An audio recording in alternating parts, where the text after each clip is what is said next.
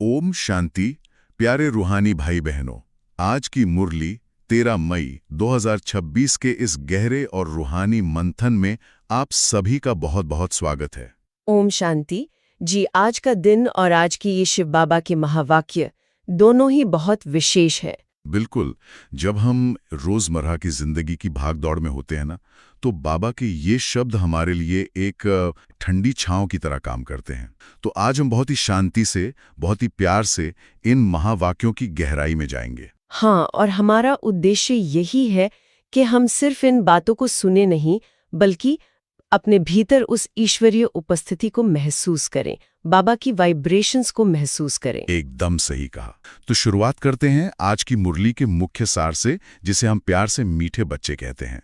बाबा ने आज शुरुआत में ही बहुत बड़ा स्वमान दिया है। बाबा ने कहा है कि हमें सृष्टि के आदि, मध्य और अंत की नॉलेज मिली है, इसलिए हम स्वदर्शन चक्रधारी हैं। स्वदर्शन चक्रधारी, ये शब्द सुनते ही ना अक्सर लोगों के मन में शास्त्रों वाली वो छवि उभर आती है, जहां विष्णु जी या कृष्ण जी की उंगली पर एक सुदर्शन चक्र घूम रहा है। हाँ, एक ऐसा चक्र जो किसी का भी गला काट सकता है।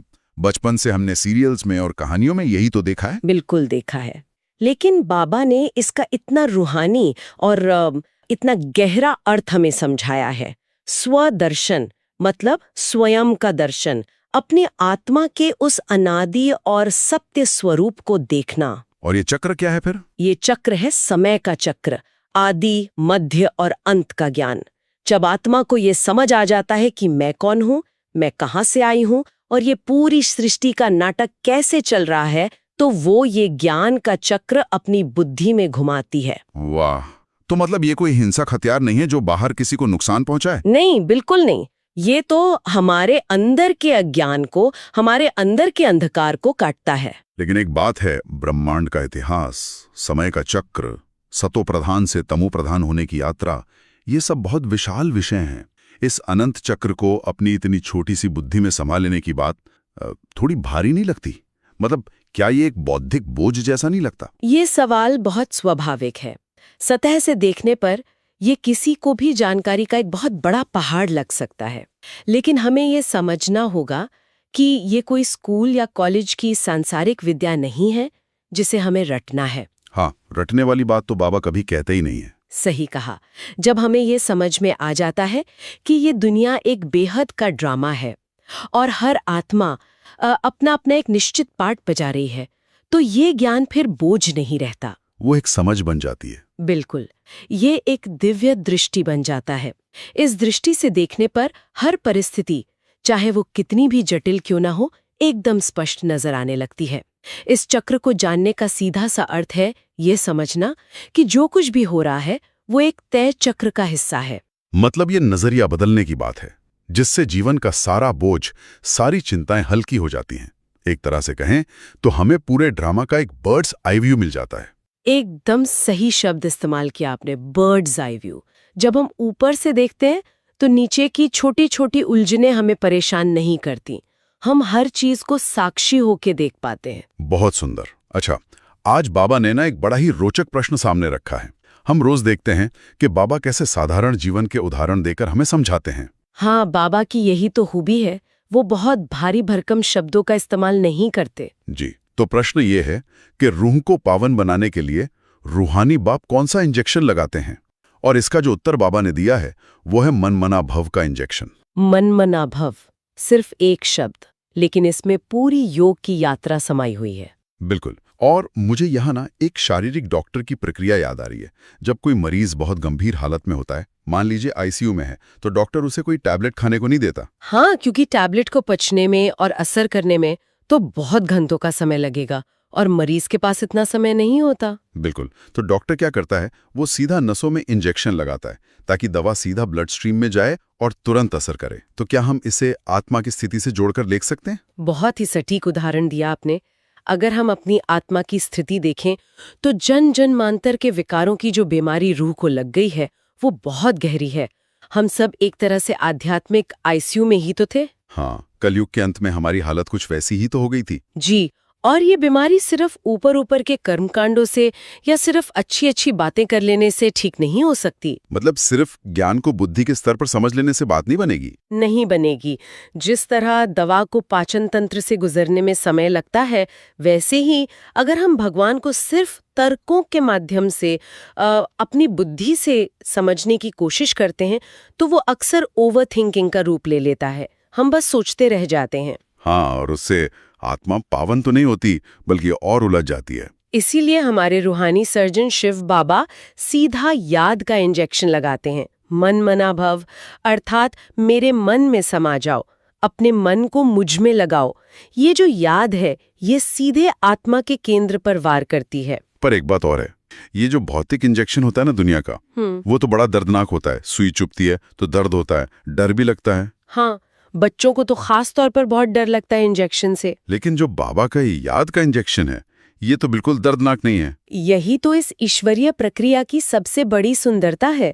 इस रूहानी इंजेक्शन में कोई शारीरिक पीड़ा नहीं है और ना ही इसके लिए हमें कोई बहुत जटिल शास्त्र पढ़ने हैं या कोई कठिन संस्कृत भाषा सीखनी है। कुछ भी मुश्किल नहीं है। कुछ भी नहीं।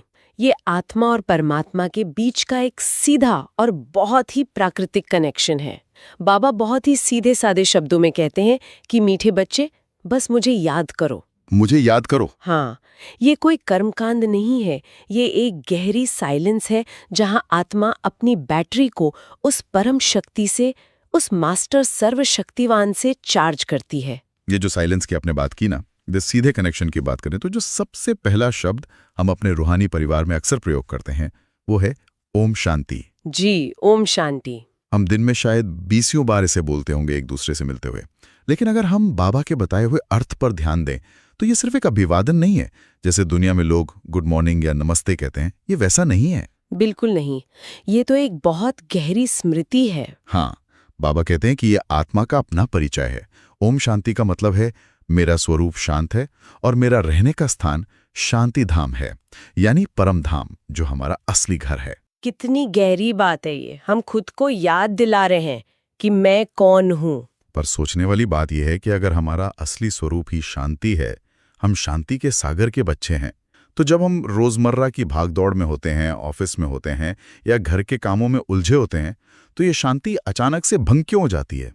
हम अपनी ये सत्य पहचान इतनी आसानी से कैसे भूल जाते हैं? इसका कारण बहुत ही सूक्ष्म है। हम उस पार्ट को, उस रोल को ही अपनी असली पहचान मान बैठते हैं जो हम इस दुनिया में प्ले कर रहे हैं। मतलब जो शरीर के रिश्ते हैं और जो जिम्मेदारियां हैं। हाँ, और यही तो देहाभिमान की सबसे बड़ी जड़ है। अगर हम इसे थोड़ा आधुनिक मनोविज्ञान के नजरिए से देखें तो आज का इंसान अपने रोल से, जैसे उसकी नौकरी हो गई, उसका बैंक बैलेंस हो गया, उसके रिश्ते हो गए या उसका जो सामाजिक रुतबा है, उससे वो इतना ज्यादा जुड़ जाता है कि अगर उस रोल में जरा सी भी कोई परेशानी आती है तो उसे लगता है कि उसका पूरा अस्तित्व ही खतरे में पड़ गया है। वो घबरा जाता है, उसे लगता है सब कुछ खत्म हो गया। बिल्कुल। आप ऐसे सोचिए कि जैसे एक एक्टर स्टेज पर नाटक कर रहा है।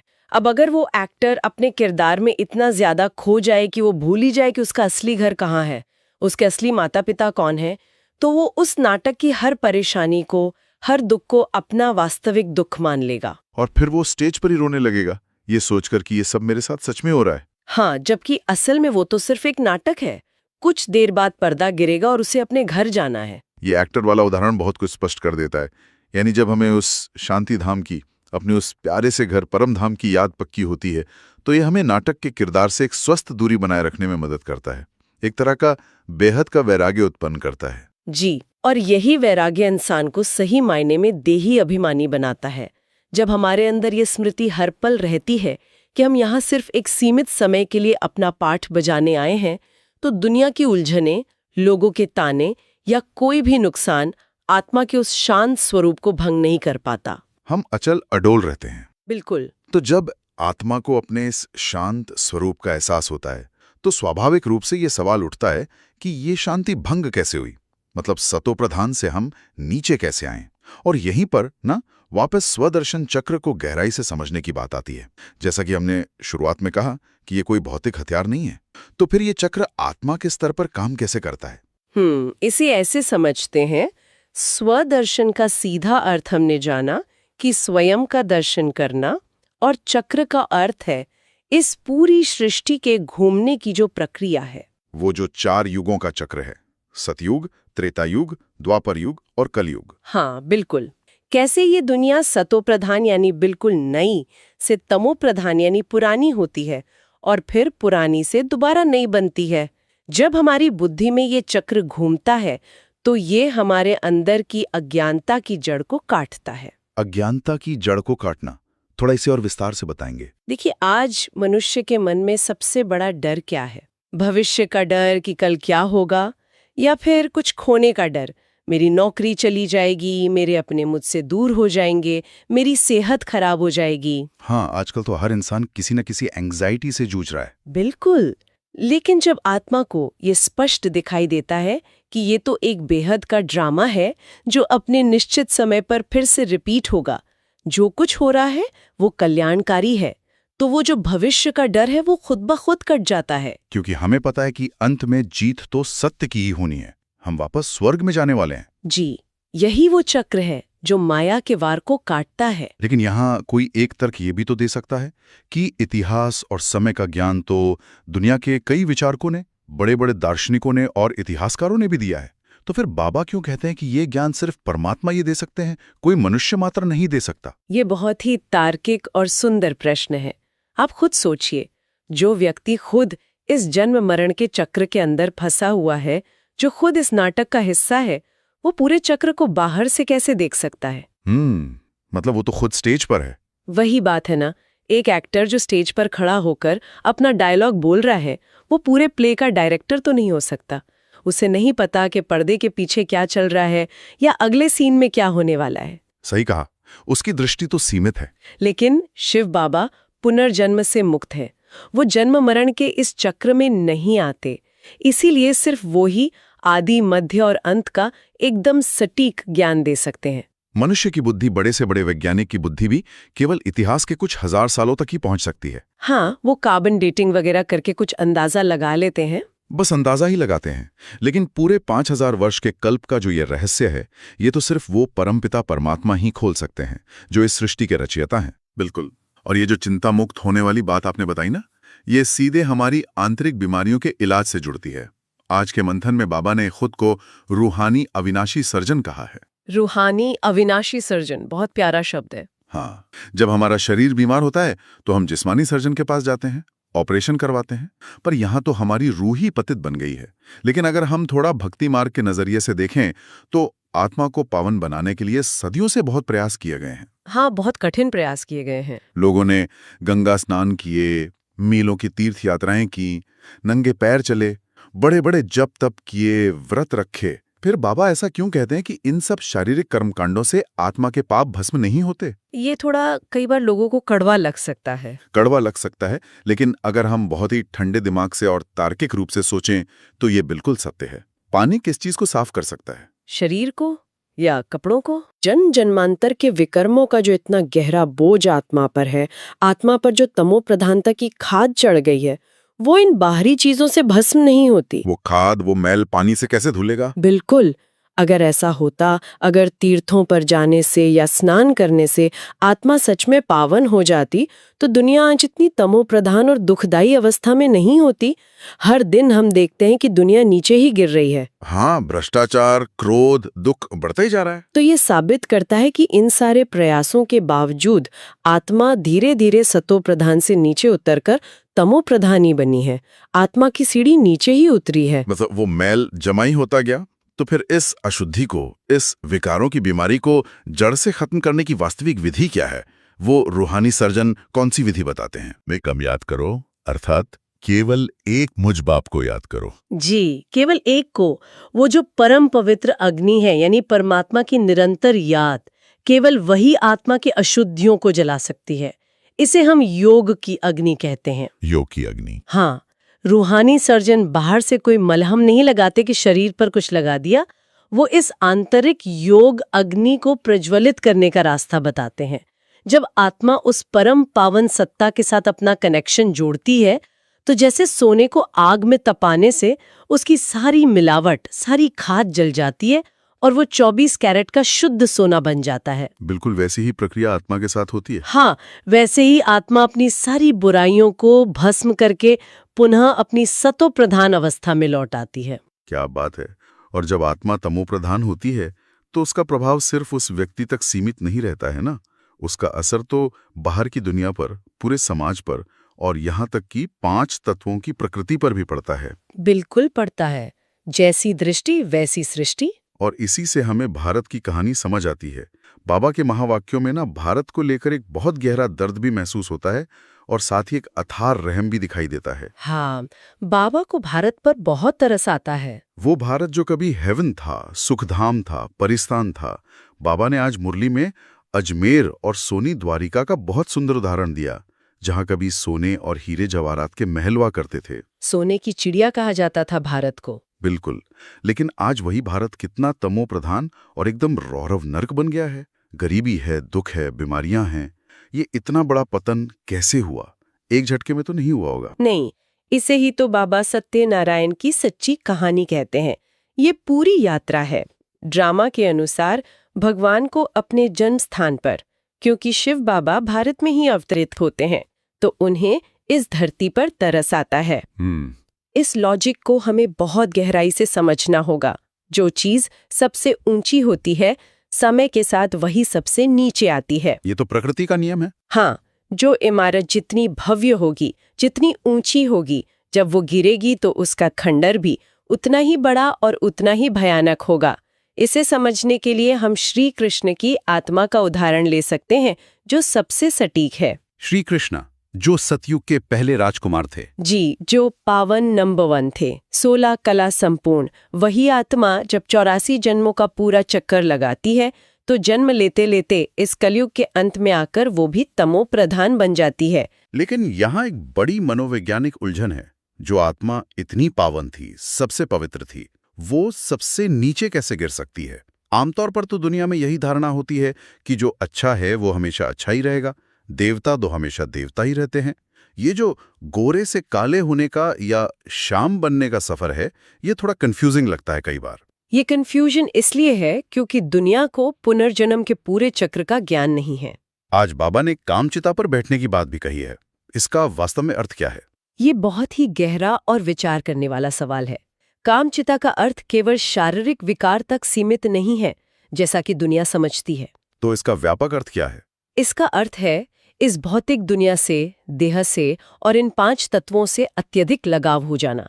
जब आत्मा द्वापर युग में आकर अपनी आत्मिक पहचान भूल जाती है और शरीर और उसकी इच्छाओं के पूरी तरह अधीन हो जाती है, तो आत्मा की जो शुद्ध सतो प्रधान ऊर्जा है वो धीरे धीरे नष्ट होने लगती है। मतलब आत्मा की जो बैटरी है वो डिस्चार्ज होने लगती है? बिल्कुल। और यही ऊर्जा का लगातार गिरना, आत्मा की पवित्रता का कम होना, इसी को आत्मा का काला या तमो प्रधान होना कहा जाता है। अच्छा, इसीलिए श्री कृष्ण को श्याम सुंदर कहा जाता है। हाँ, और आपने देखा होगा जगदम्बा को काली के रूप में दिखाया जाता है। ये कोई त्वचा का रंग नहीं है कि वो काले रंग के हो गए। ये तो आत्मा की अवस्था का प्रतीक है। एकदम सही, ये आत्मा की पतित अवस्था का प्रतीक है। कामचिता पर बैठने से आत्मा पतित यानी काली होती है, और जब संगम युग पर शिव बाबा आकर हमें ज्ञान देते हैं तो ज्ञान चिता पर बैठने से आत्मा फिर से पावन यानी गोरी बनती है, सुंदर बन जाती है। तो श्याम से सुंदर बनने की ये पूरी यात्रा ही हमारा पुरुषार्थ है। जी, यही हमारी कहानी है। ये पतन और उत्थान का चक्र समझने के बाद ना एक बहुत ही रहस्यमयी सवाल सामने आता है, जो ईश्वरीय वंशावली से जुड़ा है। अक्सर जो नए लोग आते हैं ज्ञान में, वो ये पूछते हैं कि प्रजापिता हमेशा ब्रह्मा को ही क्यों कहा जाता है, शिव को क्यों नहीं? अगर शिव बाबा हम सभी आत्माओं के पिता हैं, तो वही प्रजापिता क्यों नहीं कहलाते? हम ब्रह्मा कुमार कुमारियां क्यों कहलाते हैं, शिव कुमार कुमारियां क्यों नहीं? इसका कारण बहुत ही वैज्ञानिक और साथ ही आध्यात्मिक भी है। देखिए, शिव हम सभी आत्माओं के निराकार पिता हैं। आत्माओं का पिता तो निराकार ही होगा ना, क्योंकि आत्मा स्वयं एक निराकार बिंदु है। हाँ, शरीर तो आत्मा का वस्त्र है। बिल्कुल।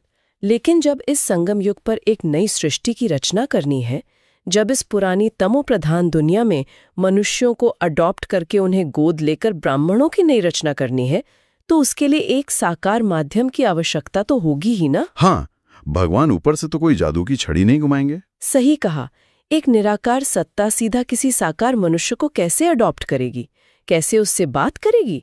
इसीलिए शिव बाबा, जो जन्म मरण से न्यारे हैं, वो बहुत जन्मों के अंत में ब्रह्मा दादा के तन में प्रवेश करते हैं। यानी वो साकार माध्यम, वो ब्रह्मा का शरीर ही प्रजा का पिता बन सकता है। जी।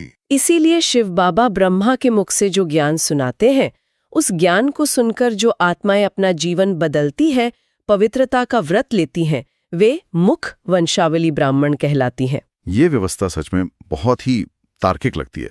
एक पिता भी है और एक माँ ब्रह्मा के रूप में भी है। बिल्कुल। और यहाँ एक और सूक्ष्म बारीकी है जिसे हर रूहानी विद्यार्थी को, हर भाई बहन को बहुत ध्यान से समझना चाहिए। वो क्या? हमारा जो विरासा है, हमारा इनहेरिटेंस, जो कि सतयुग की बादशाही है, मुक्ति और जीवन मुक्ति का खजाना है, वो हमें ब्रह्मा दादा से नहीं मिलता। ब्रह्मा दादा की अपनी कोई प्रॉपर्टी नहीं है वो। हाँ, वो तो खुद पुरुषार्थ ही है। जी, वो विरासा हमें सीधा शिव बाबा से मिलता है। शिव बाबा दाता है, रचयिता है, और ब्रह्मा बाबा सिर्फ वो माध्यम है, वो रथ है। विरासा मिलता निराकार से है, लेकिन साकार के द्वारा मिलता है। बहुत सुंदर स्पष्टीकरण है ये। इसलिए तो इस ईश्वरीय परिवार में हम हमेशा बाप दादा शब्द का प्रयोग करते हैं। बाप दादा, निराकार शिव बाप और साकार ब्रह्मा दादा। हाँ, दोनों का एक साथ होना ही इस संगम युग की सबसे बड़ी प्राप्ति है।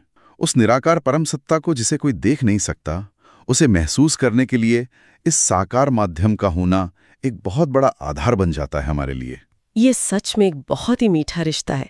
आप सोचिए, भगवान जो यूनिवर्स का क्रिएटर है, वो खुद आकर एक साधारण मनुष्य के माध्यम से हम साधारण बच्चों से बात कर रहा है, हमें कौड़ी से हीरे जैसा बना रहा है। ये तो हमारे अहोभाग्य हैं।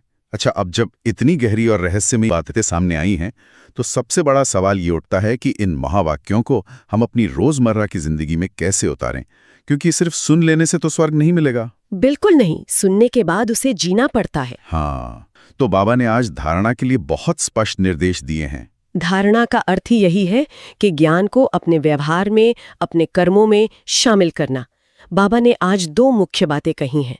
पहली बात तो ये कि ये जो ज्ञान का अमृत हमें मिला है, इसे सिर्फ खुद नहीं पीना है, मतलब सिर्फ अपने तक सीमित नहीं रखना है। हाँ, स्वार्थी नहीं बनना है, इसे दूसरों को भी पिलाना है, ज्ञान दान करना है। और सबसे अहम बात, पूज्य बनने के लिए विकारों का पूरी तरह से त्याग करना है। सिर्फ बौद्धिक रूप से समझ लेना काफी नहीं है। ये ज्ञान हमारे जीवन की पवित्रता में, हमारे उठने बैठने में दिखना चाहिए।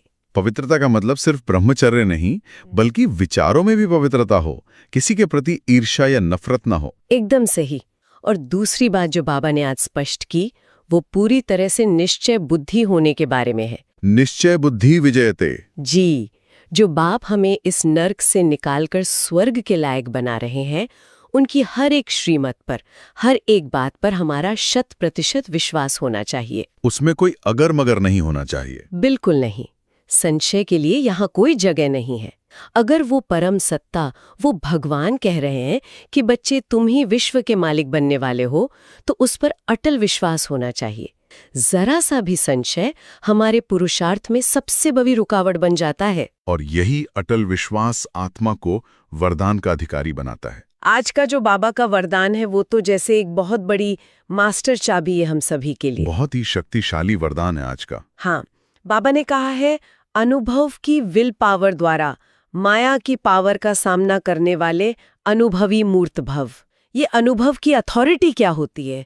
ये विल पावर कैसे काम करती है? देखिए, ज्ञान का सिर्फ बुद्धि में होना और उस ज्ञान को अपने जीवन में महसूस करना, इन दोनों में बहुत बड़ा अंतर है। आसमान जमीन का अंतर है। मतलब थ्योरी और प्रैक्टिकल का अंतर। हाँ, कोई भी इंसान किताब पढ़कर या मुरली सुनकर ये जान सकता है कि शांति क्या होती है, लेकिन जब वो सच में योग में बैठकर उस शांति को अपनी भीतर गहराई से महसूस करता है, तो वो अनुभव उसके अंदर एक विल पावर बन जाता है, एक आंतरिक शक्ति बन जाता है। दुनिया में आज कितनी एंजाइटी है, कितना तनाव है।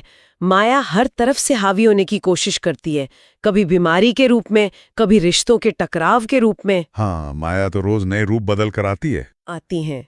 लेकिन जिस आत्मा के पास आध्यात्मिक अनुभवों का खजाना है, जिसने परम आनंद को चखा है, माया की कोई भी परिस्थिति उसे हिला नहीं सकती। अनुभव ही सबसे बड़ी अथॉरिटी है। इसका मतलब है कि खोखले शब्दों से या सिर्फ लेक्चर देने से कोई प्रभावित नहीं होता, लेकिन जब कोई व्यक्ति सच में अनुभवी होता है तो उसकी सिर्फ उपस्थिति ही, उसकी वाइब्रेशन ही दूसरी प्यासी आत्माओं को तृप्त कर देती है। यही कारण है कि बाबा हर खजाने को, हर गुण को सिर्फ जानने पर नहीं बल्कि उसे अनुभव में लाकर अनुभवी मूर्त बनने पर जोर देते हैं। और इस अनुभव को प्राप्त करने का रास्ता हमें आज का स्लोगन दिखाता है। जी, आज का स्लोगन क्या है? बाबा ने कहा है, एक दो को देखने के बजाय स्वयं को देखो और परिवर्तन करो। ये कितना प्रासंगिक है आज के समय में।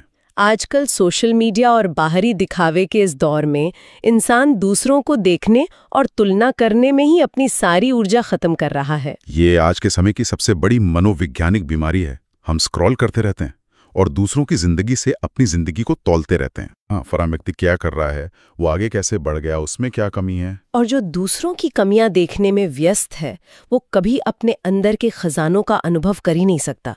अनुभवी मूर्त बनने की पहली शर्त ये है कि अपना पूरा ध्यान, अपनी 100% ऊर्जा स्वयं के परिवर्तन पर लगाई जाए। 100 परिवर्तन से ही विश्व परिवर्तन होगा। बिल्कुल।